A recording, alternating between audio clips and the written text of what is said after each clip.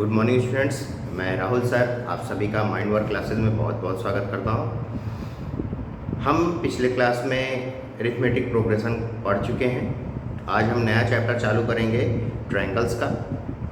तो ट्रायंगल्स में हमने पिछली क्लास में क्लास 9th में हमने कॉन्ग्रुएंस क्या होता है इसके बारे में पढ़ा था। एक बार रिवाइज कर लेते हैं थोड़ा सा क्या होता है कॉन्ग्रुएंसी। कॉन्ग्रुएंस का मतलब होता है दो फिगर ऐसे दिए हों जो एग्जैक्टली सेम हो, उनमें कोई भी डिफरेंस ना हो, ना ही शेप में डिफरेंस हो, ना ही साइज में डिफरेंस हो। जैसे हमने ट्रायंगल्स के लिए कॉन्ग्रुएंसी पढ़ी थी। जैसे अगर हमारा ये ट्रायंगल है और एक ये ट्रायंगल है, जिसमें हमने पढ़ा था कि अगर मान लीजिए एक ट्रायंगल ए बी और सी है, दूसरा पी क्यू आर है, इसमें कई सारी हमको कंडीशन दी गई थी। तो बेसिक पॉइंट क्या था हमारा कॉन्ग्रुएंसी के लिए कि ये वाली साइड इसके साथ इक्वल हो और ये वाली साइड इस वाले के साथ इक्वल हो और ये वाली जो साइड है वो इसके साथ इक्वल हो, और सिमिलरली आपकी ये जो रिस्पेक्टिव एंगल्स भी जो हैं वो भी आपके इक्वल होंगे। ठीक है, तो ये चीज़ थी कॉन्ग्रुएंसी में। कॉन्ग्रुएंसी का मतलब क्या था हमारा कि सारे के सारी प्रॉपर्टीज एग्जैक्टली इक्वल होगी। ठीक है, अब हम इस चैप्टर में क्या पढ़ने वाले हैं? इस चैप्टर में हम पढ़ने वाले हैं सिमिलैरिटी। दो फिगर्स सिमिलर कैसे होते हैं इसके बारे में हम लोग पढ़ेंगे। ठीक है, चलिए देखते हैं सिमिलैरिटी का मतलब क्या है और सिमिलर कब होते हैं दो फिगर्स, इसके बारे में जानेंगे। तो सिमिलैरिटी का मतलब क्या है कि अगर दो फिगर ऐसे दिए हैं जिसमें खासकर ध्यान से देखिएगा कि चलिए पहले बेसिक बताता हूँ सिमिलैरिटी का मतलब क्या है। जैसे आपको एक फोटो खिंचाते हैं, ठीक है, आपने एक फोटो खिंचाई और आपने एक फ़ोटो खिंचाई पासपोर्ट साइज़ की, और कैमरेमैन से जो आपका फोटोग्राफर था उससे आपने कह दिया कि जो ये फ़ोटो बनी है उसी की एक इनलार्ज फ़ोटो थोड़ा सा बना दीजिए पासपोर्ट साइज़ पे या पोस्ट कार्ड साइज़ पे। ठीक है, पोस्ट कार्ड साइज़ पे।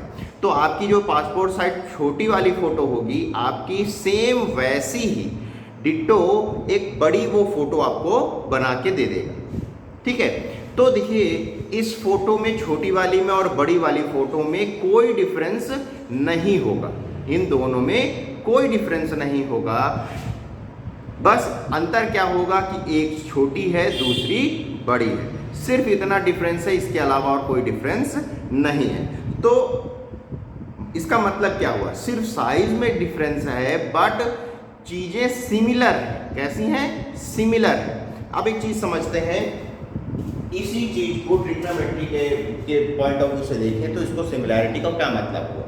सिमिलैरिटी का मतलब हुआ, देखिए जैसे मैं एक ट्रायंगल ये बनाऊं और दूसरा ट्रायंगल ये बनाऊं, ठीक है।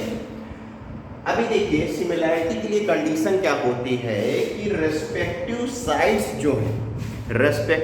साइड्स जो हैं वो उनका रेशियो इक्वल होना चाहिए,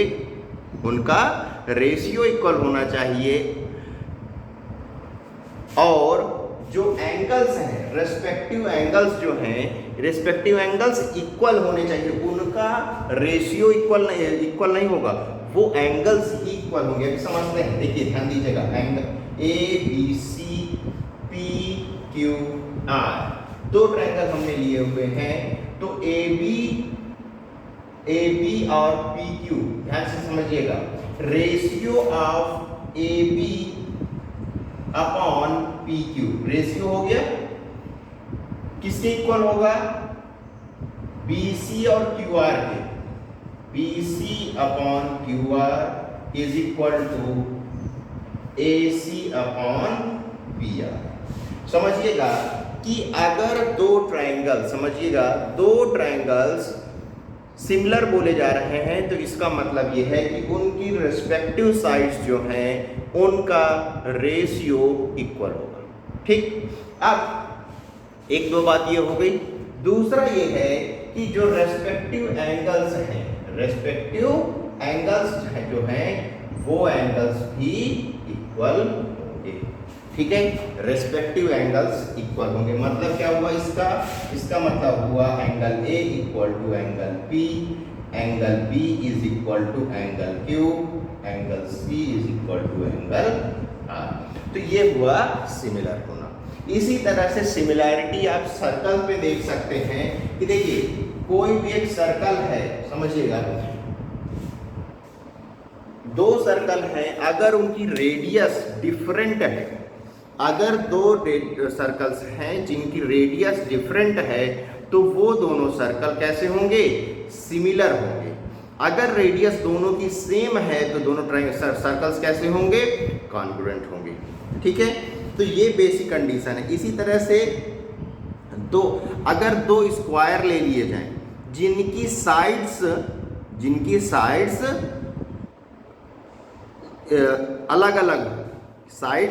अलग अलग हो तो वो भी कॉन्ग्रुएंट हो जाएंगे हमारे, सिमिलर हो जाएंगे। ठीक है ना, तो इस तरह से सिमिलैरिटी और कॉन्ग्रुएंस को हम समझते हैं। ठीक है, तो ये बेसिक पॉइंट्स आपको समझ में आ गए हैं। एक्सरसाइज आते हैं 6.1 पे। ठीक है, तो एक्सरसाइज 6.1 बहुत सिंपल सी एक्सरसाइज है, इसको करिएगा। जो मैंने आपको समझाया है उसको देखिएगा क्या समझ में आया है। जो चीज़ें नहीं आती हैं कल फिर उसको डिस्कस करते हैं। Thank you.